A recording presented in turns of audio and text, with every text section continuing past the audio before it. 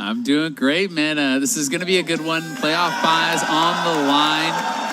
Echo Fox, as the guys on the desk said, are coming off really though. Good can secure a bye with a win. They're one game above 100 Thieves in second, and being 2 games up means you can't reach them anymore.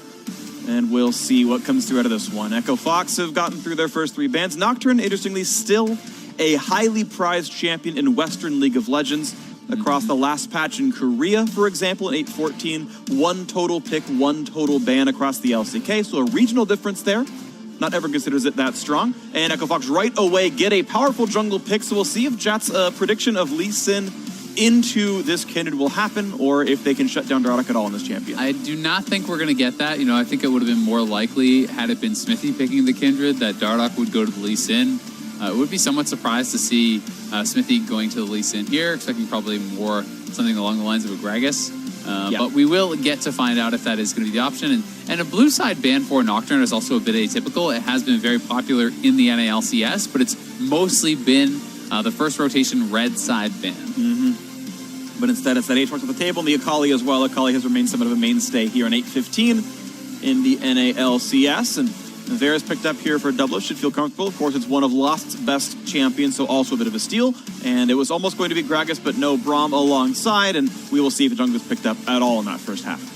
Yeah, I could still do that third pick, Gragas. Not a really high chance of Echo Fox taking it away. Yes, you can put it top lane, but Huni does not strike me as the guy that really wants to go for that. And recently, we have been seeing mostly low tank compositions from Echo Fox. They really do kind of like to go very heavily towards damage dealing teams. We've seen a couple of Rumble games in the last couple of weeks, a couple of GP games in the last couple of weeks here for Huni. And Tom Kench, Ash coming through in the bottom lane. This is actually a G2 special. Shout out to the European LCS and then Gragas being hovered. But it gives Ash the chance to go in to start fights for the team, which I always really respect, having hard crowd control. Functions similar to Varus, a comfortable champion for Lost, but also keeps that champion safe. Ash without a lot of escapes, Tom Kench keeps her in a good spot. So a very strong duo down here. I think Lost is still going to be comfortable. And that could be the tax of Red side, having some semi-forced bans and things like Aatrox and Akali. And willing to give him a more comfortable champion instead of target banning there was Team Liquid. And as the bans come through, there is that Rumble you talked about earlier. Some of Huni's most comfortable champions now getting removed, and we'll see what he's going to play later on in this draft. Wouldn't be surprised by a Gnar ban here also, or GP. Either of those, I think, make a lot of sense because we are likely going to see Impact playing tank. That is usually what he is doing, and lots of teams have been kind of just pre-counter-picking their opponent. So it is GP taken off the table. Yeah. That makes a lot of sense. Impact could go Gnar here if he wants to have a blind pick that's not going to be as abused in those sort of matchups. Otherwise, likely going to see him lock in a tank, and then Huni would have the opportunity to go for that full-on split push style Gnar that we saw him showcasing, I believe, earlier this split. It was week 7, against TSM, where he did go full-out split push, Rage Blade, everything. Well, of course, we see that second round, second phase Zoe ban right here, so no easy Zoe pickup for Team Liquid, but a Malzahar is available if they want that one. And I'm curious if Gnar comes through because I think there's some matchups that can feel good, like a Camille or an Aurelia top lane, Aurelia with the buffs, totally pro-viable. Yeah, absolutely. And I feel like letting Huni play a comfortable champion into a matchup where he can be the win condition is maybe scary, but it's what Liquid's opting into. Yeah, I mean, I think this draft makes a lot of sense, but you can see both teams are playing so much to the other team's tendencies. Echo Fox is saying, you're not going to save your counter pick for Impact because he's just not that type of player, or he has not been this split. So they just ignore top lane bans completely. They do double bans on Pobelter to stop any potential really tough counter picks coming through. TL on the other side all focus on Huni because they do not want him abusing Impact in any potential counter matchups up top lane. So ban out the counters for Zilean, pick yourself a Zilean. Huni is actually going to be the tank this game, so he is going to be on the losing end of this matchup, but we'll see if Impact can really take over and if he's going to actually build for that split push, as we would expect Huni to on the opposite end of things. Absolutely. Right now, looking at the counter pick on Liquid's side towards the mid lane. Mark Z said the Echo Fox style should be copy Cloud9, but what better way to do that than play the famous Kindred Zilean duo? Dardoch and Mata hoping to do what Blabber and Co could do. And so the Shuriman Emperor will be joining in. 2 champions as old as time itself here. Old guy match with the mid lane. Yeah, and Azir actually works very well into Kindred with the ultimate interactions there. You can actually shuffle them out of that Kindred ultimate and kind of make it your own. This is pretty exciting because, Pobelter last week we were talking to him a little bit on NALCS Night, and he had told me that Azir was actually what he wanted to play previously. He thinks Azir is still quite strong, so he's going to be able to get an opportunity to bust that out here. That is definitely pretty cool.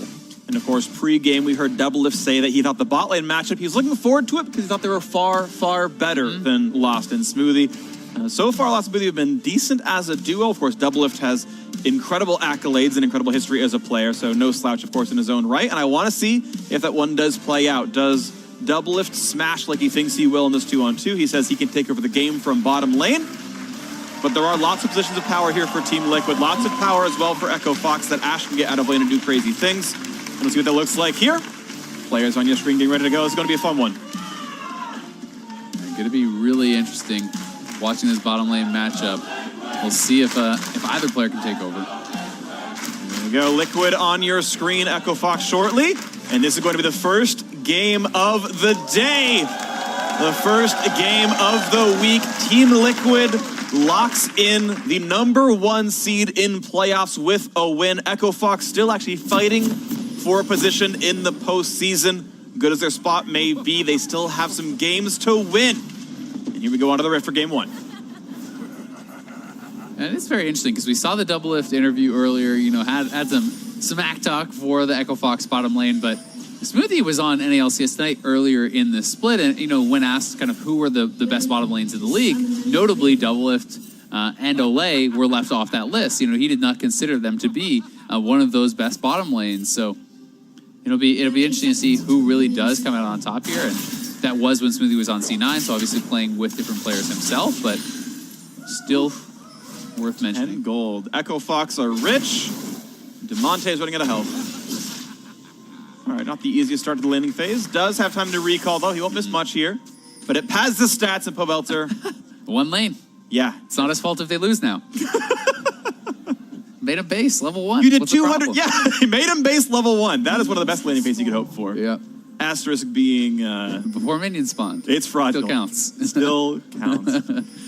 So open, of course, to make some guesses on where the junglers start. You saw Dardak kind of walk up in the top river, then coming back down towards his red buff. Smooth trying to keep them from warding aggressively, and in fact, 10 gold given back over. You can see Impact even trying to invade over a little bit to try to push up and find out, is Huni leashing? Where is the jungler going to be? Both of those top laners using a very early ward here, and this is going to be very interesting. This is something Huni is also going for Comet. So this is something I've been seeing more and more Cho'Gath do into ranged matchups. This is something I think I was talking with you about last week. Into Quinn and some of these sorts of matchups, you can actually do this. And Gnar is another one where you're essentially just playing it to kind of poke the Gnar more heavily, be able to kind of make it through that laning phase. It's not really for lane dominance, but if the Gnar is not bullying you, you are likely going to be more baseline effective in the team fights. And keep in mind, the E does count as a spell. So it triggers Comet. We saw that earlier in the landing phase. It's also a slow, which actually guarantees Comet lands. I'm pretty sure he's running Scorch on top of that. So, yeah, just the E autos will tend to put him close to in range of tagging that Gnar. And in fact, a early health lead for Huni if you look at those sort of icons in the top corner. Yep. With Huni pushing as well. And you can see Impact was kind of knowing this matchup, knowing that he is going to take some harass. Did go for fleet footwork. So this is not a press the attack Gnar. This is not, you know, an airy Gnar as we see people do in kind of the full-on hard-winning matchups. So is making a nod towards that. And even a Dorn's Shield, which you sometimes see Blade as well. So yeah, an aggressive... I've actually seen Cole in some matchups, but either way, quick hotshot comes out and says, okay, Gragas did a partially full clear. He did not go up for the Wolves just yet, but also seeing the Kindred mark on the bottom side. Smithy will double back after Red and Raptors and come grab this. He'll be safe with all of this, and Dardak sadly, yeah, not going to get any stacks early on, but may have some time to do something else special, walking by a ward though on his way to the top side. And is a camp ahead, right? You know, he has done Wolves plus all the same other camps as Smithy, so yes, he does not get that bounty, but he is going to be able to take a scuttle of his own. He is going to be one camp ahead, potentially take away the Gromp from his opponent here too, and yeah, he's narrowly not going to be spotted by that zombie Boro. Yeah, there was still a ping, though, on those Krugs, red ping, so actually they know Dardak wants to go steal these Krugs away after seeing him take the scuttle earlier. They know his pathing, so there shouldn't be diveable on Impact side. He knows there's a Kindred nearby, but a quick trinket ward makes sure Dardak feels safe. And either way, though, end of the day, is Dardak is going to have an early lead in this jungle pathing. Kindred, of course, scaling a lot with gold, is going to be happy being ahead. Yeah, really the case. And Smithy, you'll notice, is playing Predator. So if you haven't been watching any LCK, this is something that has been popping up a lot there in the playoffs. Spirit, I believe, was one of the guys who really did kind of popularize it and had a lot of success with it. And yes, you are not as tanky as if you went Aftershock or something along those lines, but the idea is essentially that if you can get that perfect engage with your Predator, you will force a cooldown or get a kill. And in the early game, Gragas' ganks are so powerful, so this is just yet another way in. You can now have lane ganks that are even more effective, where you're just straight up Predatoring into lane and bodies and flashing and finding different angles of approach that weren't necessarily available to Gragas without that summon. Yeah, the idea is kind of breaking the rules of the game tends to be very powerful. That's what he's going to be hoping to do here on this Gragas. Normally doesn't run very fast. Dardoch on more of his camps. You can see actually this is going to end up being a solid 2-camp lead, but both of those camps up being Krugs is actually even more golden XP than even the CS counter shows you. Yeah, Smithy can't catch that up because Dardoch took the camp on his opponent's side, took the camp on his own side. Here is the Predator gank. He was looking for it, but definitely not an effective early Predator use there from Smithy, as Huni had it warded out, was able to back off very easily, and Smithy is kind of left just looking around, trying to find some opportunities because there's nothing for him to farm. And Dardoch is going to spot that control ward, so beautiful stuff there, and Impact's going to be knocked in the air. This could be some really good damage. Silenced, but Huni, no mana and not level 6, cannot convert that into a kill. That might force that first TP out of Impact. In fact, Dardoch making his way up there, hoping to make sure he can't stay around. He's almost going to spot Smithy, and I believe they see that they're both around. And with Smithy blocking, he's going to get rid of that Ghost Portal, get rid of the bonus stats, and that's going to be on cooldown for a minute now. Yeah, so both junglers really kind of just tracking each other, playing pretty well in these early stages. Dardoch, you can see, is kind of waiting out, though, for this next Scuttle spawn. Attack's confident. There's no mana on Huni's going to go for this fight really hard. Body Slam Flash. Nice knockup. Down to Smithy. Join in time. Level 4. Body Slam Flash is going to land. Flash is going to win. This could be the kill, and it's going to be the wallop to grab first blood. The disrespect of Huni is punished. Yeah, Huni not respecting that the flash could follow that body slam. As soon as you see the body slam, you must flash there, and he does not do it. He tries to flash after. He gets taken down. And Impact, who had been being bullied, who was down farm, who is building towards a cowl as his first item, is going to be rewarded with first blood. So this is now when Smithy is spotted. Huni knows he's coming in. As soon as the body slam goes, you have to flash, because after the flash is used, you cannot react. He flashes on top of you into your model. You are instantly knocked up there. No time to react afterwards, and they do take down Huni. So well done from Smithy and Impact, and they're going to have an early advantage on the top side. And that's going to bring the gold back into their favor. 400 gold lead for Team Liquid on their quest for that first place seed in the playoffs here to rejoin their victory from Spring Split. And so far, so good on this side. Huni's back in. Quick Glacial Shroud on his end. Cooldown reduction and mana pool, of course, both things that are nice to have on the Shogat's side. And he's going to try to make sure everything looks okay on this one as the buffs are spawning once again. And Dardoch kind of unslowed, going to grab the red without many issues. Looking at the bot lane real quick, when you have a pretty meaningful CS lead for Doublelift. Now, this is a lane where Lost even had Summon and Teleport, did not use it to get back to lane. They both took their Vamp Scepter recall and walked individually. And it is interesting, it's fairly close and some minions here to pick up, but for Huni, this has kind of been a typical game for Huni recently, where he is often able to get 1v1 advantages, but he puts himself in these risky spots. He doesn't always respect the power that the enemy jungler has when they could show up, and as a result, he's often then throwing away those advantages that he has built, right? He was winning this laning phase. He was up in farm. He was doing very well, pressuring his opponent, but doesn't go back to base early enough, does not actually early flash, goes down, and we'll see if this is going to be enough of a swing for Impact to really start getting an advantage on that top side, because so far he is still the one that has kind of been on the receiving end of most of this punishment. Thankfully regenerating a bit thanks to his passive, and actually fairly high base health regen Shogat has, but the blows. Lost might need to be chomped up. He's taking a lot of hits right there, and I don't know if he was waiting for Smoothy to grab him or what that quite was, but now a cleanse out on that spellbook Tom Kench, his actual cleanse, and out they go. Might be taking some damage here from Ola. Yeah, the piercing arrow hitting there, it was a bit of a late devour from Smoothie, so he's going to take some more damage, and likely will get the TP out here now. Also, does have that in. He's going to be happy that he didn't spend it on early, but Doublelift and Olay forcing that cleanse means Smoothie is going to be a lot more vulnerable to any potential ganks. You now could look to maybe bring down Smithy and try to actually target Tom Kench. absolutely the case. That is usually the one you want to go for in a lot of cases here, but see what happens. Still has his flash, and he's spellbooked over to Exhaust, so it's still a 2-summoner spell champion, and yeah, dodging with Exhaust against you can be difficult.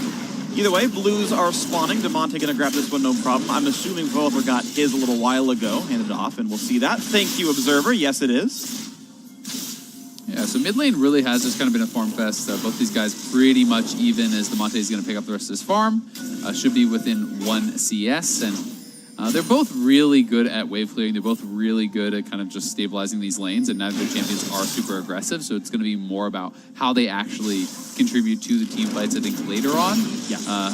Zilean, I see much more of an enabler, someone who's going to be there to speed up and revive and really kind of empower his teammates. Whereas Pobelter, it does have the potential to engage on this Azir, but also is such a tremendous high amount of kind of DPS coming from the back line.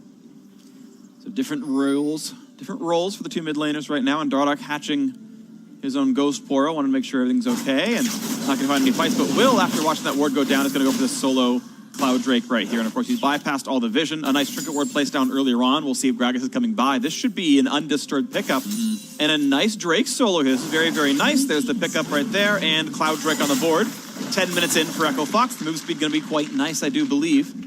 Yeah, really, really smart from Dardoch. I mean, there was no camps really up, and now he can go get his wolves. He already had the Blood Razor, so he's going to be able to do that very easily. And it's just a smart play from him, something that he can get as one of those easy advantages. You have your Dance of Arrows to hop back over the wall and get out if anyone did come to pressure.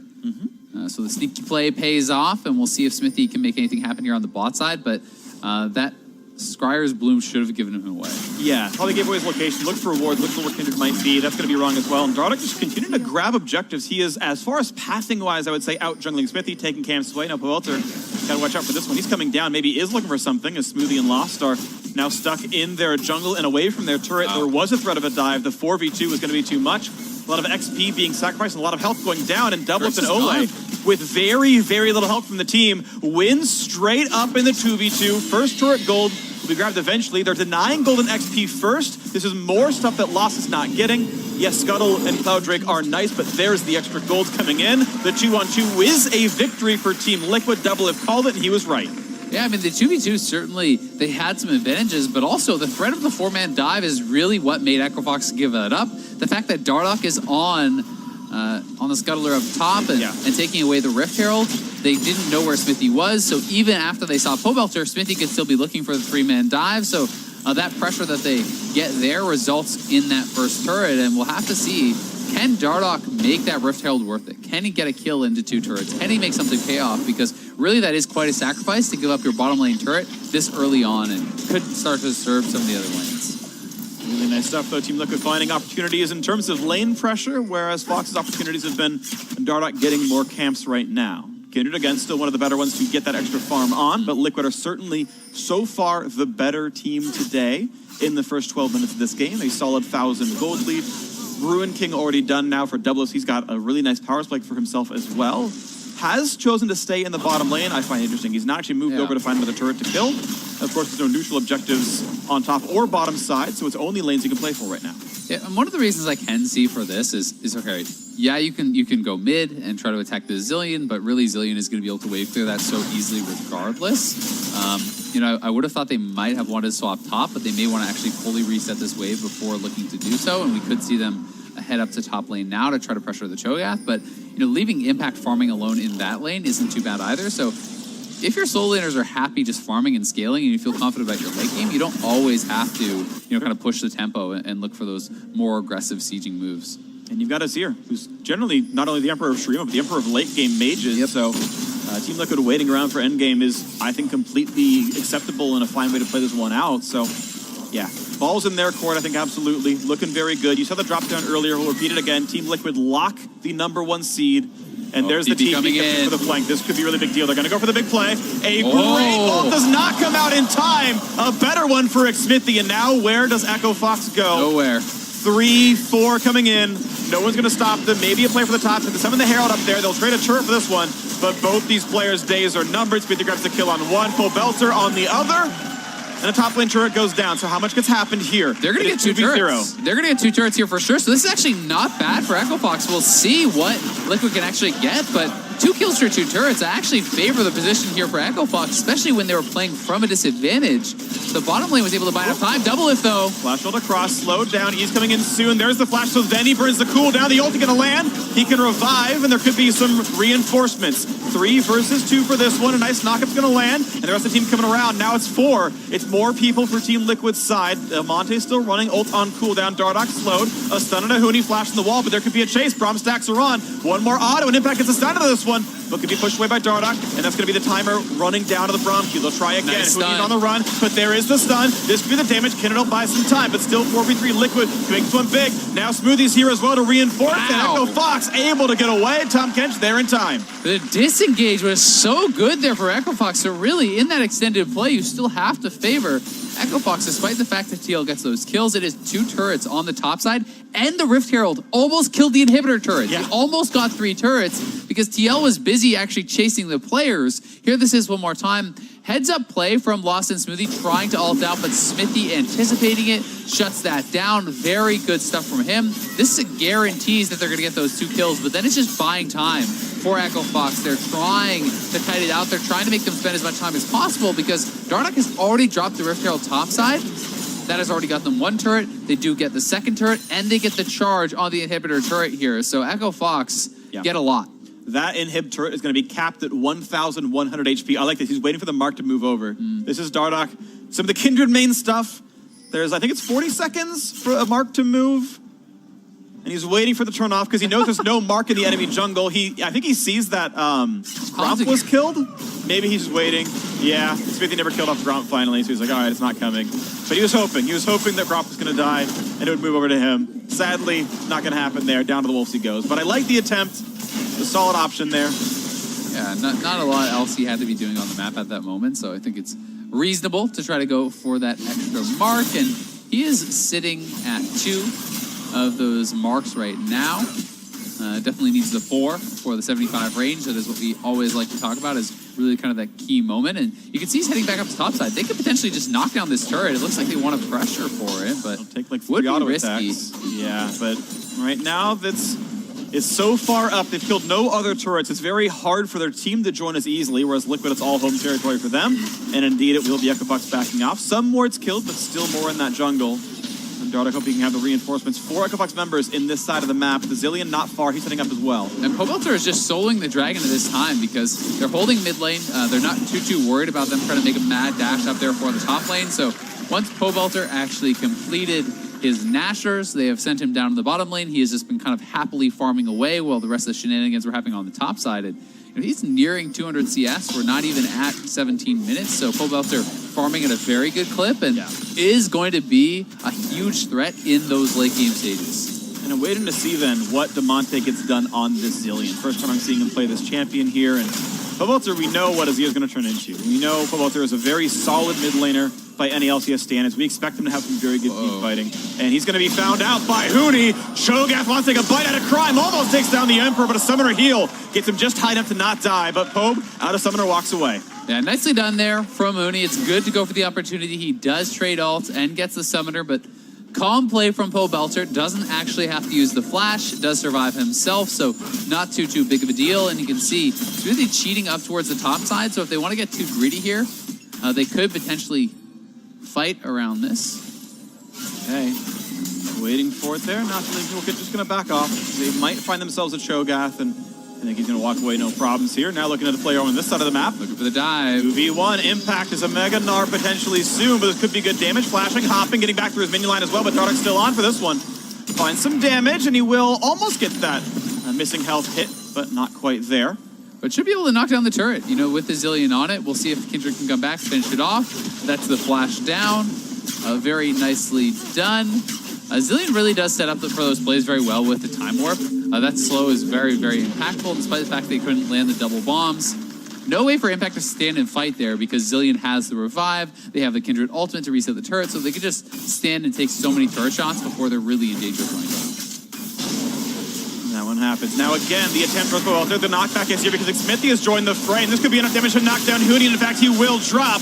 TP might come in, but it's a 1 versus 2. Damonte can get rid of minions only. Team Liquid find yet another gank. 4-0 with kills and 4-1 under this turret. Now Damonte, he's ghosting away as fast as he can. He's got a flash, he's got an ultimate, but he's not able to use much of that. Looks for damage to Pelter, not going to find it. Will not even burn the revive. He knows he's going down, doesn't want to buy the time. Meanwhile, the fight in the bottom side is Dardoch. He's going to chase down into Impact. Tom Kench coming from behind as well. 2 versus 1, nowhere to go. Nara is flashless, and they will make sure to donate the kill. Good job to Smoothie to not attack anymore. Third mark in, I believe now. Fourth now. Fourth, okay, good call out. And, of course, mid's under attack. So back and forth across the map, different lanes being attacked. Lost will get this turret down to 40%, but has to leave as here comes Averis. But a teleport now coming in. Echo Fox, why don't this happen? Arrow over the walls of Flash, though Double stays alive. And it will be mid lane outer falling down. 4-1 is the turret score. Echo Fox are doing well in the macro in the mid game. Yeah, they really are, but Povelta will at least trade one back on the top side. TL has been winning the fights, but definitely has been Echo Fox with the better plays around the map, attacking turrets, getting farm advantages, and that is where they have gotten their edges.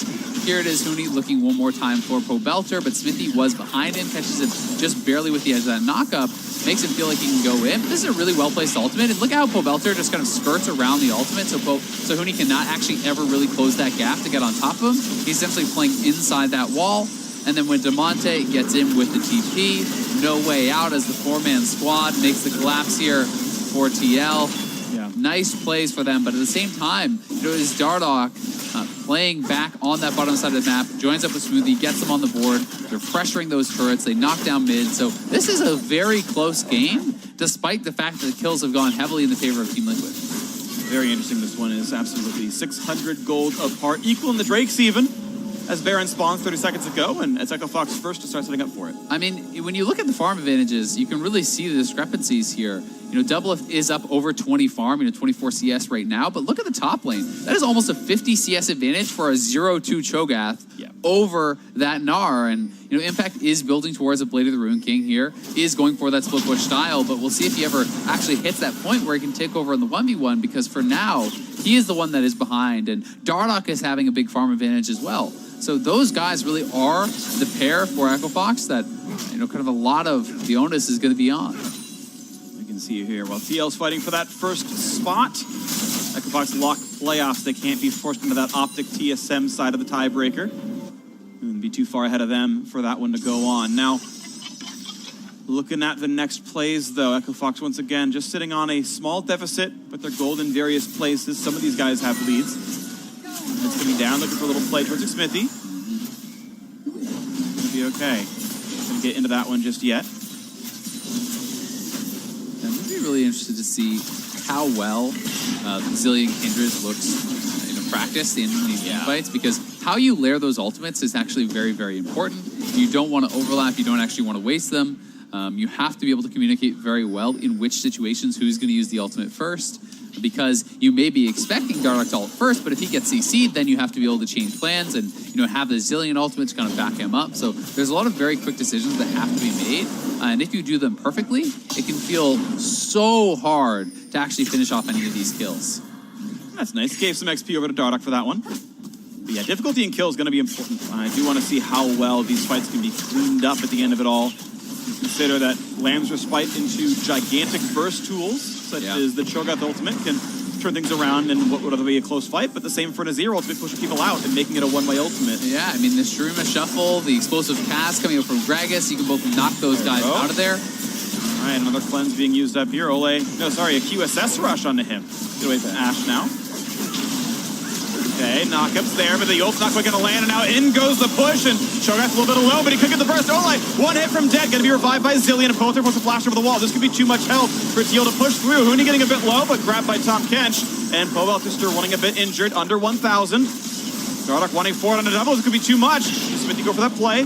Not quite going to find that slow just yet, and they're both going to be able to walk away. All teams safe, but now we're onto that Ocean Drake. Yeah, Echo Fox will get the Dragon off this, and they actually force 3 flashes there, so do come out a little bit ahead, and actually resources expended as Team Liquid was kind of pushed back by Huni, and we see the power of the Zillion ultimate there, bringing him back up, and then Tom Kench kind of scoop him out of danger as he does revive. So Echo Fox, no kills on the fight, but well managed, and they will get pressure, they will get Dragon. Ocean's going to feel pretty nice for how split pushy this game has been at points. Cho'Gath, of course, already has War Mug, so it's not really in a need for it, but more ways to survive against Impact split pushing, getting poked out and walking back away. And the mana is always going to be helpful, right? Sometimes that is kind of a limiting factor.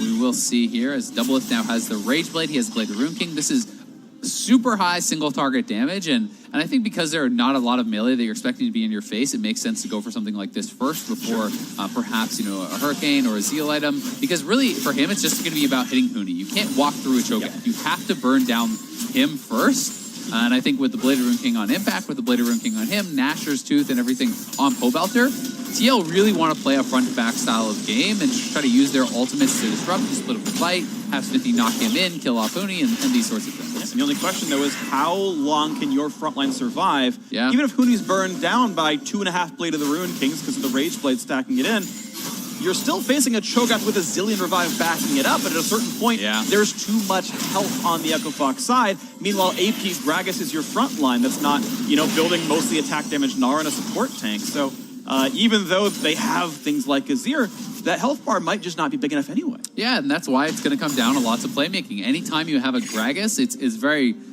less about your kind of base stats and your base damages and more about how you place your ultimate, who you actually hit with the body slam. I agree, if they just walk 5v5 and all just hit each other, then probably Echo Fox is going to win, but if the explosive cast knocks the Zillion backwards as it knocks Huni forwards, well, maybe you don't get that Zillion ultimate, and then maybe Echo Fox collapses in the team fight. So it's a lot about how well you can use these little things. And that's why I love movement as skills, because they're so dynamic, they can create such crazy scenarios in the fights. Separation going to be a big deal if you can keep them apart from each other. Otherwise, I think Ball of Stats might be hard to deal with. Now attempt here for Huni, but Rune King by Impact, but he's going to flash for a silence into not getting the knockup. Huni went really big. He bet the farm, and it might just be burning down in front of him now. Case it up, running away, losing the flash, but otherwise staying alive. Yeah, that was an aggressive play from Huni, to say the least, and that's it, the knockup now. Round 2, 1,000 health onto Impact, and keep in mind that Feast does a lot of damage. It's more than 700 true damage at this point. So, I mean, that right there was most of the way to killing Impact. Yeah, I mean, and he's up over 60 CS, and you have to remember, it's 700 true damage on a Blade of the Rune King Gnar, who does not have a ton of HP. This is not someone who built that Frozen Mallet, has an extra Giant belt in his back pocket, so he is a very squishy boy, and so far, this Gnar has really not been working out too well for Team Liquid. He has been the one getting bullied. He is the one that is way down in the farm, not having side lane pressure, and he's going to have a harder time in the team fights too. Yeah. But that being said, as the game goes further and further, he may be able to take control there and still has the potential of a big play. Of course, and to give him some credit, he's also the one being sacrificed. You don't get CS numbers like Pobelter and Doublelift have without them taking the farm that Impact would otherwise have liked to have in like a solo queue game, for example. And they're saying, yes, Gnar, you'll have to do with less items and less CS. You'll have to deal with this because they're more worried about getting their backline carries, and that can still fight them if they need more tank items on him, but that is where allocation of resources has gone. And that's why it's always kind of interesting, you know, and it's the argument of, do you pick a strong matchup to survive, or do you pick a strong matchup to dominate? In this case, it feels like they have picked this matchup to just have Impact survive against Huni and say, hey, we're going to win elsewhere on the map, and that's going to be our win condition, but Echo Fox TPing in. That's going to be a stun on a Pobelter. Cho'Gath is behind them. Nar's going to spot him for a bit of time, though, and here comes the collapse. Ulti used to slow him down. This could be now the re-engage, as Brahms also used to disengage. It's no actually Liquid running, but now they've got that Azir turret locked up, and this means Echo Fox will be running away and letting that passive timer tick down. However, multiple ultimates used on the one and only the Ash Arrow for the Echo Fox side. Yeah, really calm play here, though, from TL to be able to actually get away from that TP flank. And Echo Fox does have mid lane pressure. You can see Gragas hanging out on the side, and Impact is moving over. So they know the potential threat of a Baron is there. A lot of damage on this Echo Fox team with double marksman plus a Feast to secure that. So they're going to have to be really careful at this point in the game. Missing 2 ults is this team fight. Team Liquid going to walk forward, not going to be knocked up, though. That Rupture didn't quite hit the front line, but still missing those 2 ultimates for quite some time. A while to go until you got Mega Gnar, that Varus ult or Glacial Fissure. But the Baron bait did not do anything. Echo Fox are losing time. Eventually those ults will come back and the TP will still be down. But Echo Fox has side lanes pushing. Those are going to gather up, and it's going to be TL that has to go and respond to this. You can see this wave is stacking. Top lane is stacking too. So as soon as Impact shows, Echo Fox can start the Baron and try to bait his TP. Good damage out of Dardak fighting. Ole actually going back forward again. Half HP down to that one. Mid lane turret falls. That was the Azir summon. Baron. And Ole is low. Dardak's just going to zone the team out. Smoothie. There's the team waiting around as well. Devontae puts the turret down. This Braum might have to recall all the way and Spellbook a teleport back or something. And this Baron's still dying in the fog of war. When does Dardak come over? 9,000 health on this one. Pope goes in for the play, goes for the knockback. Looks for Dradek, puts the Lamb's fight down, and here comes the actual team fight as the rest of the team joins in. Mega Nar's there, a giant stun! And they got 1 kill plus a revive, but Tom Kench is dead, and Hooney's gonna fall as well. 2 for 0. Liquid wants some more. They're gonna get a trade kill back, though. The trade-up fight is not gonna be enough. Liquid absolutely slaughter everyone as Dardoch falls, and it's a fight 1-5-2. Yeah, 5-2, and they can just take this Baron here, and they are right onto it. Might take a while, but they have the time. They've gotten the kills. Liquid do manage the fight well, and despite the fact that they had the side lanes pushing, despite the fact that they had those advantages, Echo Fox are going to be the ones losing the Baron. And with the turret falling, that's a small benefit to the side, but there's, I think, no stopping this Baron from slowly but surely dying. So even though the gold looks close, that lead's going to double. The teammates will probably not respawn in time to gain this buff. I think Liquid will rush this down. Still 10 seconds to go. But still, Baron buff on 3, gold lead almost 4,000. This inhib will survive, I do believe. And that's what happens. Despite the fact that it was that 5v4, they should be able to keep it alive. And, you know, they have Impact T being in, but there is a little bit of split focus here. So, yes, they're doing a great job zoning out, but when the fight actually breaks out, Pobelter goes in to start this fight. And look where Hooney is and how long it actually takes Hooney to get around and get involved in this fight. Hooney is doing nothing this whole time, right? So your numbers advantages aren't really doing anything for you. You don't have that big frontline tank to actually protect your marksman. Yeah. And by the time Hooney arrives, he's low enough that he actually just gets burst down and doesn't really contribute much. So Echo Fox wanted to try to make his own play, but they're engaging again. For the repeat now, the stun lands and Ola gets chomped down into the stack for the Shogas. So Liquid, despite being down the Baron, going to go to grab another Drake for themselves. Mountain on the table, that'll be picked up. That is a Stone Place Feast there from Hooney. So massive damage from that Feast, and he's at 8 stacks. So definitely is going to be a big boy, and they will grab a Dragon here for themselves. Still such an even game, 30 minutes in. TL does have the advantage, but it's not that big. Okay, mid-outer going to fall, though, as well, and maybe I take mid-outer for Mountain Drake in most cases. Definitely. Plus top tier 2, absolutely the better play now. So Liquid actually getting more out of this, even though Echo Fox got that consolation prize of a Braum for lunch. And you can see that Impact is going to be building towards a Guardian Angel here also. Smithy, going back into some tank items, has his Dead Man's Plate. So a lot of item completion coming through for TL. That is the biggest deal. They have the Death Cap, and it's only pieces for Demonte. They have that 3rd item on Double Lift, and it's only the beginnings of that IE for Lost, and that is why they are so strong right now on the map. Off they go, and still lots of time to work with Team Liquid in such a great position now. That Baron fight was great. Want to give both a big shout out for choosing to engage, seeing Cho couldn't join, and it was the fight that definitely broke this game wide open now for Liquid. Yeah. Resets come through.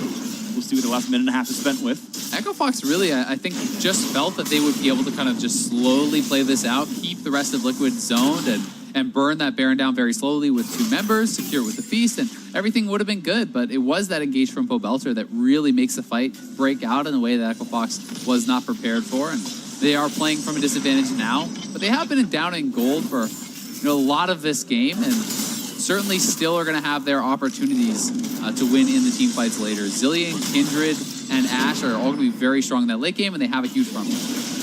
But still room for Lost to grow. He's waiting to finish Infinity. It's going to be a really important power spike. It's worth a ton of gold to finish.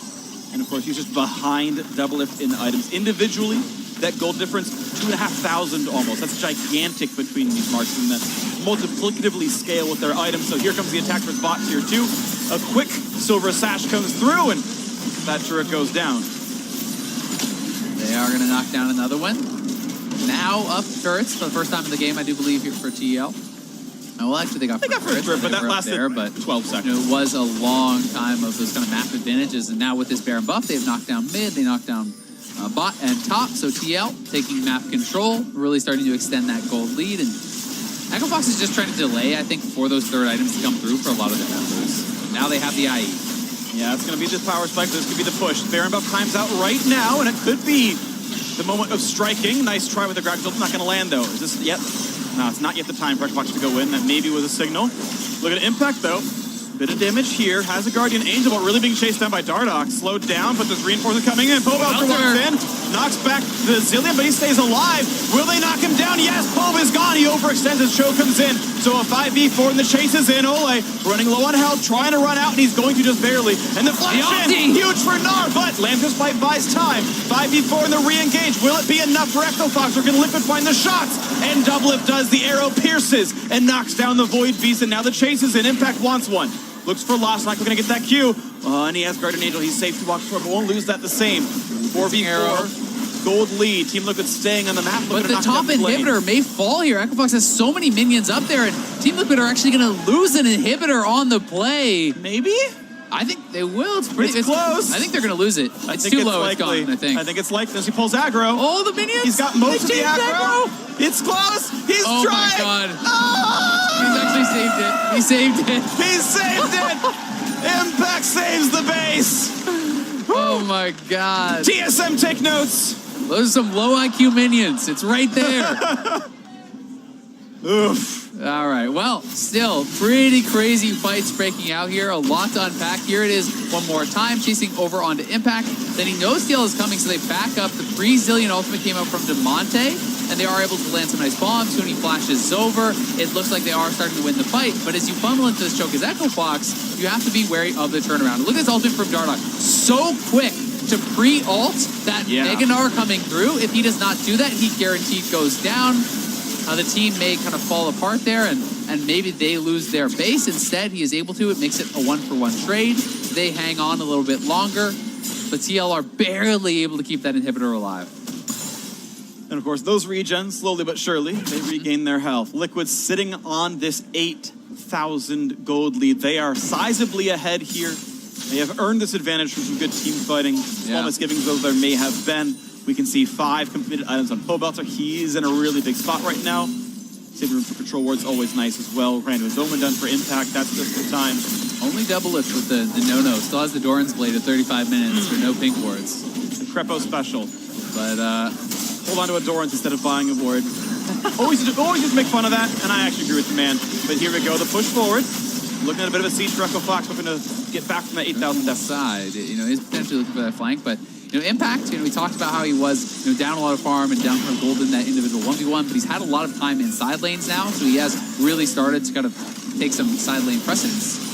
He is getting more and more of that farm, and they're going for the play. The flash get out from the ultimates, though, and this could be a lot of health running out on Liquid's side.